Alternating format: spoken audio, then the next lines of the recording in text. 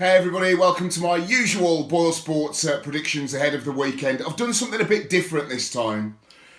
I've tried to be calculated, scientific, really look deep into the form to try and crunch things down, to be the king of the prediction. Don't forget you can go to boylesports.com/stand for all of the predictions, all the columns. I'll be tweeting the predictions ahead of Collymore, of course, which Boyle Sports are proud partners, which is back because it's a Premier League weekend on Saturday and Sunday. So do not forget, Collymore is back this weekend with all of the reaction from the big games. But I wanted to look deeper into the form this week. So it might be a little bit longer, each little chunk of video that we do, but let's go for it anyway. Chelsea start the proceedings on Saturday against Swansea City. On the face of it, this is fairly straightforward. I'd have gone for a 2 or 3-0. And this is backed up. Chelsea basically, in the last 8 of 9 games, have scored 2+ goals. So they're good for 2 goals plus, particularly a team near the foot of the table, despite the fact that Paul Clement is coming back to the club he worked for under Carlo Ancelotti, and they've had a recent decent run. I cannot see any other way, with that record, Chelsea have scored 2+ goals in the last 8 of 9 games, that's going to stop this weekend. They've got no European football, blah, blah, blah. I'm going to go for Chelsea 3, Swansea City 0, as clear-cut as it's possible to get this weekend. Wait, Crystal Palace against Middlesbrough. So look at the tail of the tape. Palace have been losing at half-time and full-time in 7 out of the last 9 games. So you'd be absolutely crazy in a relegation fight that they are in, against another relegation favourite perhaps in Middlesbrough, to have a bet on Middlesbrough leading the game at half-time or at full-time. So I'm going to go for a draw. Both teams really need points. Crystal Palace are not playing well. Just imagine players going in at half-time and 7 out of the last 9 games at home you've been losing. Confidence is going to be low. So if Middlesbrough have a go, I know that Crystal Palace have got the likes of Benteke, they've got the likes of Puncheon, Zaha, and Middlesbrough don't score a lot of goals on their road. Their away form has been particularly poor this season.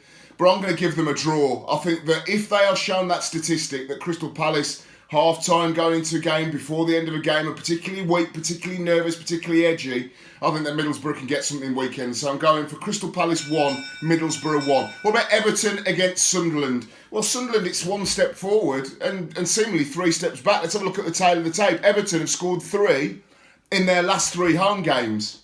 Easy peasy, isn't it? Who would you want to face at Goodison Park, other than Sunderland, that have been conceding 3s, 4s, 2s, week in and week out? So I'm going to keep that run going. Everton to score 3. Romelu Lukaku to get 2. Jermaine Defoe with a riposte. Everton 3. Sunderland 1.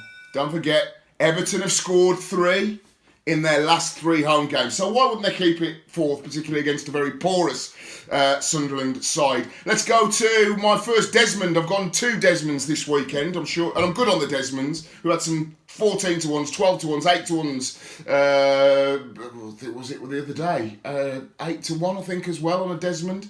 Hull against Burnley. Burnley lost the last 7 on away days. All 7. Bang, bang, bang, bang, bang, bang, bang. So, can they win the game? Of course they can. They're going to Hull that are scrapping for their lives. Mauro Silva, I think, has done a very good job. Doff me cap to him. He's coming under very difficult circumstances. A very small squad to work with as well. And Sean Dyche, I think, has done a fantastic job at Burnley. If their away form, even if they'd lost 4 out of the last 7 and picked up points, they really this season will be looking at a firm top half of the table finish, which they still could realise. But more importantly, Europe. They win a lot of home games. I think there's only 2 or 3 teams better in the Premier League than Burnley at home. So that record really may well let them down this season. Lost last 7 away. And what about Hull? They've scored 2+ in their last 3 at home. So they're good for a couple of goals. Confidence is starting to grow at the KCOM Stadium. So I'm going to go Burnley not to lose. I think they're in fine form. They're playing very well. But Hull not to lose either. That's my Desmond, my first one. Scientifically proven. Not, allegedly. Hull 2, Burnley 2. What about the Baggies? The Boyne Baggies, the pride of the Midlands, there could be this season, of course. Going great guns. Very difficult start to the season for Tony Pulis and his men. But as the season has gone on, they've grown in confidence and they're scoring goals. What's the tale of the tape? They've won 6, Stan, out of the last 7 at home. Rubber stamp that one down. Easy peasy on the ledger sheet for West Brom to win. Unless it was Man United, unless it was Arsenal, Chelsea, Spurs, one of the big boys. They're not playing one of the big boys. They're playing Bournemouth, who have lost 5 of the last 6. Cut and dried. Game over. West Bromwich Albion 3.